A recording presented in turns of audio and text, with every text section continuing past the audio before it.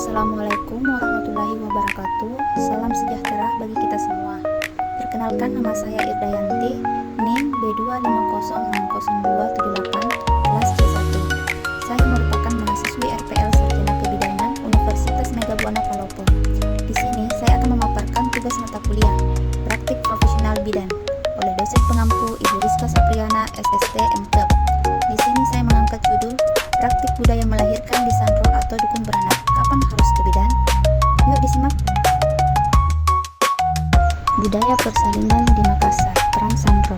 Di banyak wilayah Sulawesi Selatan, Sandro masih menjadi sosok penting dalam proses persalinan, bukan hanya sebagai penolong, tetapi sebagai figur budaya yang dipercaya mampu menghadirkan rasa aman dan nyaman, dukungan emosional, ritual adat, pijatan tradisional untuk mengurangi kecemasan. Nilai budaya ini valid dari berbagai penelitian menunjukkan bahwa dukungan emosional selama persalinan meningkatkan kenyamanan dan menurunkan kecemasan ibu. Kesenjangan dengan teori kesehatan reproduksi. Teori asuhan persalinan normal atau APN menekankan 3 prinsip. 1. Keamanan dan sterilitas alat. 2. Deteksi dini komplikasi. 3. Intervensi cepat dan tepat oleh tenaga medis. Selanjutnya, mari kita hubungkan budaya vs teori menggunakan temuan penelitian. Analisis hasil penelitian. Apakah ada kesenjangan?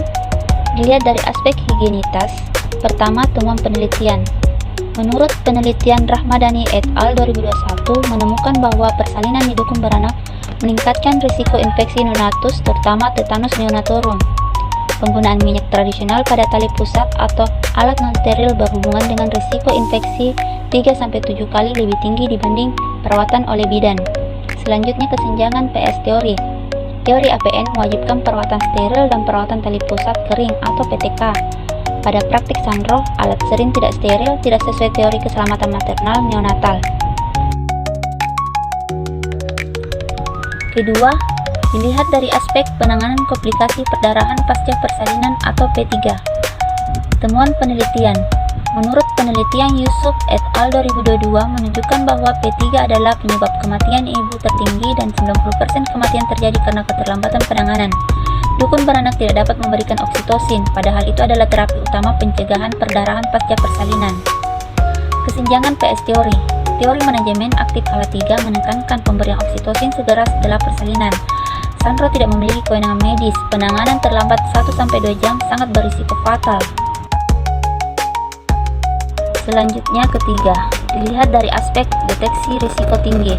Temuan penelitian menurut studi lapangan Makassar 2020-2023 menunjukkan bahwa Sandro sering tidak memiliki alat pemeriksaan untuk tekanan darah, denyut jantung janin, dan tanda preeklamsia, dan 65% komplikasi terjadi karena terlambat dikenali. Kesenjangan PS teori. Teori prenatal care menuntut pemeriksaan rutin untuk mencegah komplikasi, dan Sandro fokus pada aspek emosional dan ritus, tidak sesuai standar deteksi dini. Apakah budaya harus ditinggalkan? Tidak. Penelitian terbaru mendorong pendekatan integratif, yakni pertama, budaya tetap dihormati, tetapi persalinan harus dilakukan oleh tenaga medis. Kedua, Sandro tetap bisa berperan sebagai pendamping emosional, pelaksana ritual adat, penghubung antara ibu dan tenaga kesehatan, dan pemberi edukasi budaya. Ketiga, setelah persalinan aman di fasilitas kesehatan, Sandro dapat melanjutkan ritual tradisional tanpa risiko medis. Kapan harus ke bidan? Segera ke bidan jika pertama, ibu sudah memasuki usia 9 bulan. Kedua, air ketuban pecah. Ketiga, ada perdarahan. Keempat, ibu merasa kontraksi teratur. 5. Ibu mengalami pusing hebat atau bengkak. 6. Gerakan janin berkurang. 7. Ada riwayat operasi SC sebelumnya. Sandro idealnya hanya berperan sebagai pendamping, bukan penolong persalinan utama. Kesimpulan, budaya memang penting, namun keselamatan jauh lebih penting. Kombinasi keduanya adalah strategi terbaik. Mungkin itu saja yang bisa saya sampaikan. Kurang dan lebihnya mohon dimaafkan. Mudah-mudahan hasil edukasi kali ini bisa bermanfaat bagi kita semua.